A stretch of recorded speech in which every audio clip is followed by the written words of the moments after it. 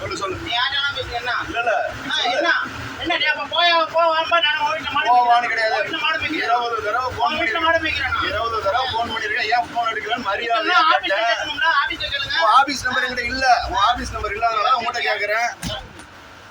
இறங்கி இறங்க முடியாது. இறங்கி யார் நம்பர் நான் போடுறீங்க? ஹாஸ்பிட்டல் இங்க பாரு, நான் ஹாஸ்பிட்டலுக்கு போகணும்.